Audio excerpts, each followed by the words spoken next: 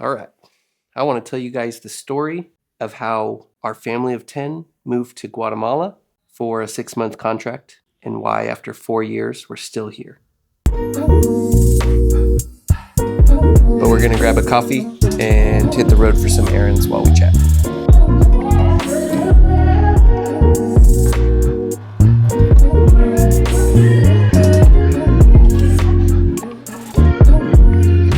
So, for some context, we moved to Guatemala 4 years ago for what was supposed to be a 6-month work contract. We're still here. So, let's talk about the pivotal question that changed our trajectory.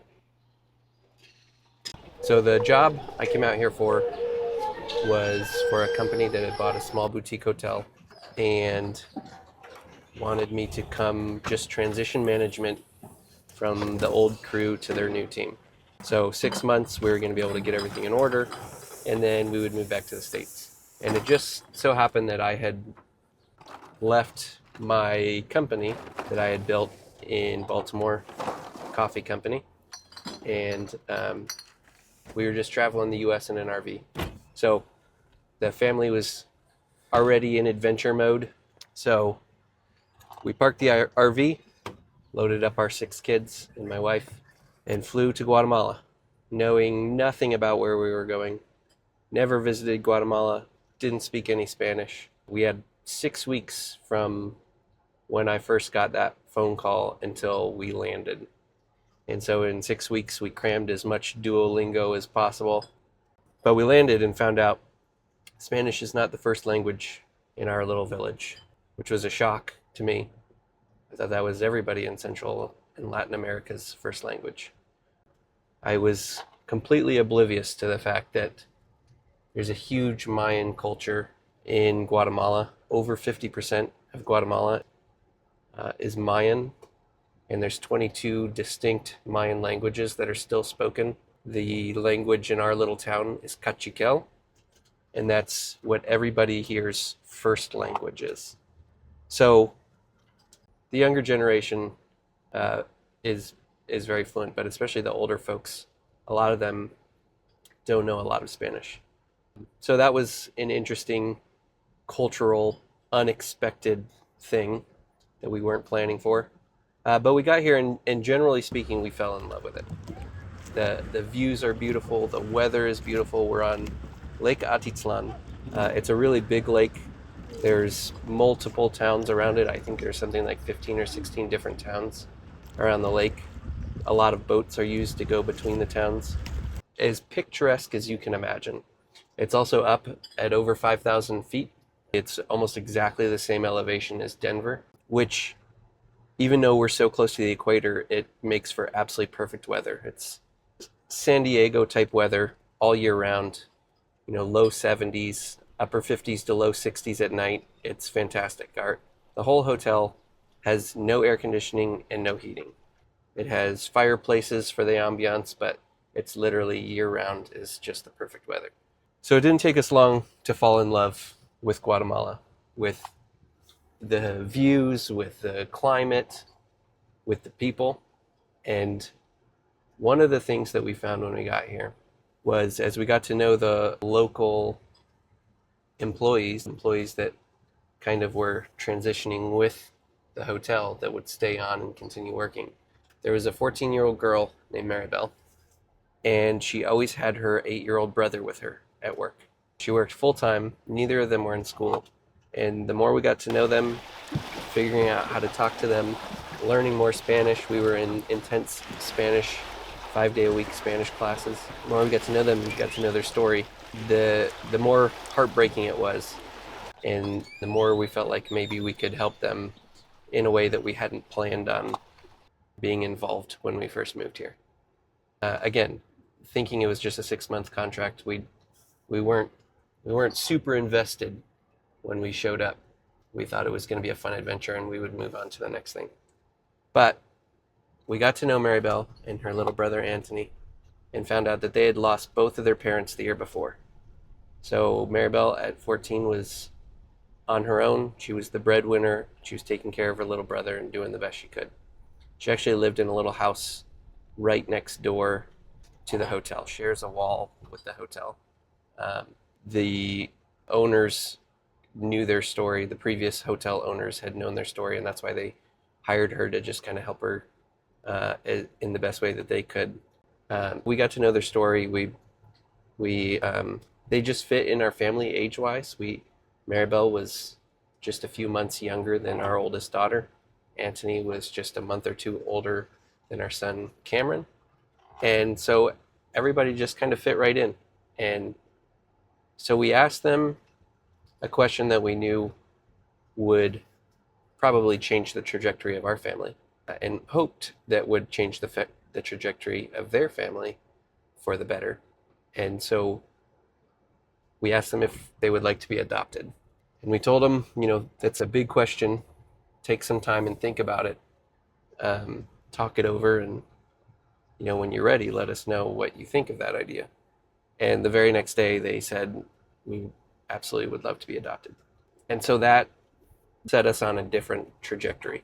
All of a sudden our 6-month contract pivoted, and that meant a lot of changes. That meant a lot of things, cascading effects for what next steps would be. Now it wasn't just about getting management sorted. Now it was about figuring out the legal process in Guatemala to take in these kids. We had to start with getting permanent residency, which we didn't realize was going to be quite so difficult. It ended up taking us 9 months to get permanent residency, and we couldn't start anything with the kids until that process was finished. So 9 months later, we get permanent residency, and then we had to start the process of figuring out how to take in these kids. We were caring for them. We had them back in school. Up to this point, the Guatemalan government was completely unaware that a 14-year-old and an 8-year-old were living on their own with no parents. And so it's really easy to fall through the cracks of the system when the system is almost entirely cracks. Very little in the way of social services, especially in these more rural towns. We don't have a gas station or a bank, much less a social services office. So very first step in the process was basically informing the government that there is 2 orphans and that they need to be made aware of this and be made adoptable. So we were able to convince them that during this process they should stay in our care. We're already caring for them. We could show that we had them back in school. We were paying for private school for them. We were taking them to doctors and dentists and all of those sorts of things. And so the judge agreed to let us be their caretakers while all of this got sorted out. And this is going on for months. And in the end, what the judge told us is effectively direct adoptions are illegal in Guatemala. You can't say, I want to adopt these 2 specific kids. So the way it's supposed to work legally in Guatemala is you have to be matched. The only way that could happen in our case would be that Maribel and Anthony have to go to an orphanage. And then we would have to just hope and pray that they decide to match them with us. And nobody was interested in that option. Closest orphanage would have been a couple of hours away. Maribel and Anthony didn't want to go through all of that for the hope that maybe we could adopt them. So the judge gave us the next best option, which was to become their permanent legal guardians. And as far as Guatemalan law goes, the only difference is the name change. So we wouldn't change their last name. We get all the same protections that a parent would get. We could make medical decisions on their behalf, all of those things, and it was permanent. It was the best option available to us.